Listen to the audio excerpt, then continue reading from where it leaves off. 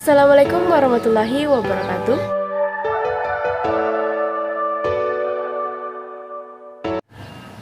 Jadi di video kali ini saya akan menjelaskan tentang analisis data dan pengujian normalitas data. Yang pertama, analisis frekuensi. Analisis ini digunakan untuk menghitung frekuensi data pada variabel.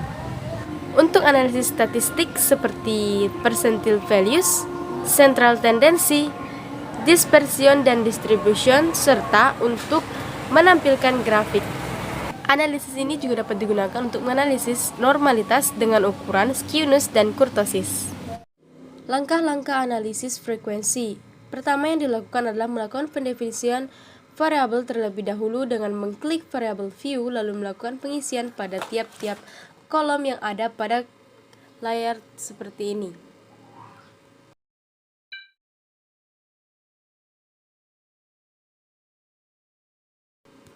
Selanjutnya adalah penginputan data di sheet data view. Lakukan dengan mengklik data view. Isikan data nilai matematika di kolom matematika dan nilai IPA di kolom IPA. Hasil penginputan data akan tampak seperti pada yang ada di layar. Nah, setelah itu, untuk analisis data, klik menu Analyze. Lalu pilih Descriptive Statistic, pilih Frekuensi. Selanjutnya, klik variabel nilai matematika, lalu klik tombol tanda penunjuk, maka variabel nilai matematika akan masuk ke kotak variabel, begitupun pada variabel nilai IPA. Lalu, beri tanda centang pada display frequency tables seperti pada gambar yang muncul di layar. Selanjutnya, klik tombol statistik, beri tanda centang pada central tendency, pada dispersion, dan pada distribution. Continue, maka kotak frekuensi kembali ditampilkan. Selanjutnya, pilih tombol chart, pilih histogram, beri tanda centang pada show normal curve on histogram. Lalu continue, klik OK, maka akan muncul tampilan seperti ini.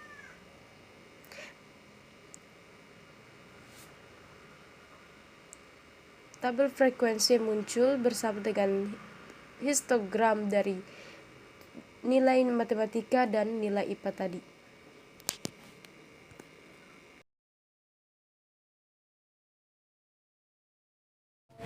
Yang kedua yaitu analisis deskriptif. Analisis ini digunakan untuk menggambarkan statistik data berupa mean, sum, standar deviasi, variance, range, dan lain-lain, serta untuk mengukur distribusi data apakah normal atau tidak sesuai dengan ukuran skewness dan kurtosis. Adalah analisis deskriptif. Cara penggunaannya hampir sama seperti pada analisis frekuensi tadi, yaitu yang pertama yang dilakukan adalah mendefinisikan variabel terlebih dahulu.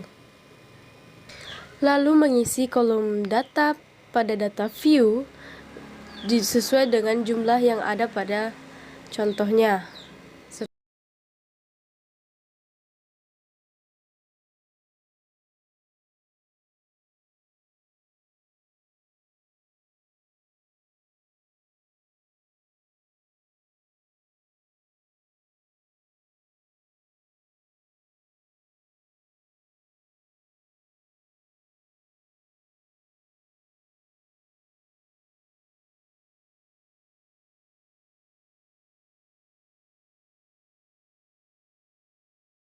Setelah itu baru kita klik analisis, menu analisis, lalu pilih descriptive statistics dan pilih deskriptif. Setelah muncul kotak dialog deskriptif, lakukan langkah-langkah ini. Klik variabel iklan, klik tombol gambar tanda petunjuk, maka variabel akan masuk ke kotak variabel S. Begitupun pada minat beli produk.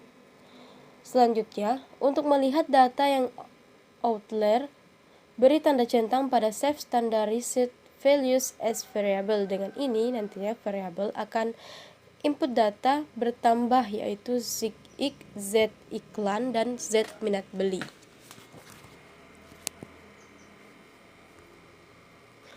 Lalu klik tombol Option untuk melakukan uji normalitas data dengan keunis dan kurtosis. Beri tanda centang pada keduanya. Pilih tombol continue, maka akan kembali ke kotak dialog.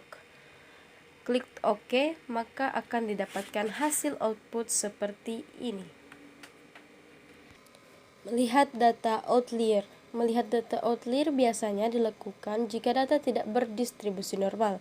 Maksudnya adalah membuang atau mengurangi data-data yang outlier dengan harapan setelah dibuang atau dikurangi maka data akan berdistribusi normal. Untuk melihat data apakah terdapat yang outlier atau tidak, maka buka input data pada sheet data view. Maka akan muncul data seperti ini.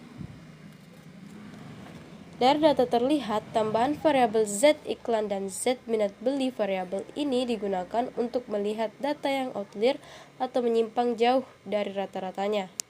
Untuk mengetahui nilai krisis Z skor sebesar 1,96 per min 1,96. Nilai di atas termasuk data outlier.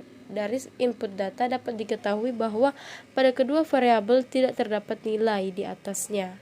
Jadi dalam hal ini tidak ada yang outlier. Dan yang terakhir adalah analisis eksplorasi. Analisis ini digunakan untuk menggambarkan statistik data yang lebih luas dan untuk melakukan uji normalitas dengan menggunakan metode Kolmogorov, Smirnov, dan Shapiro-Wilk. Eksplorasi. Proses pengerjaannya hampir sama seperti kedua analisis tadi, yaitu kita mendefinisikan data dulu atau bisa langsung menggunakan data yang sudah tadi kita pakai pada analisis deskriptif. Descriptive statistics, lalu pilih yang explore. Sama seperti tadi caranya, yaitu memindahkan yang ada di kotak ini ke kotak sebelah sini.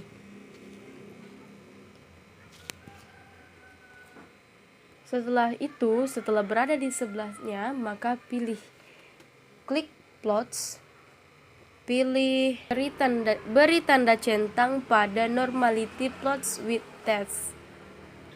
Klik tombol continue, maka akan keluar seperti ini.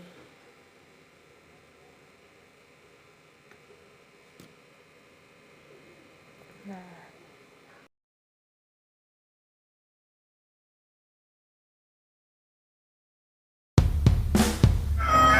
sekian apa yang dapat saya sampaikan tentang analisis data. Lebih dan kurangnya mohon dimaafkan. Semoga video ini dapat bermanfaat bagi siapapun yang menontonnya. Terima kasih. Wassalamualaikum warahmatullahi wabarakatuh.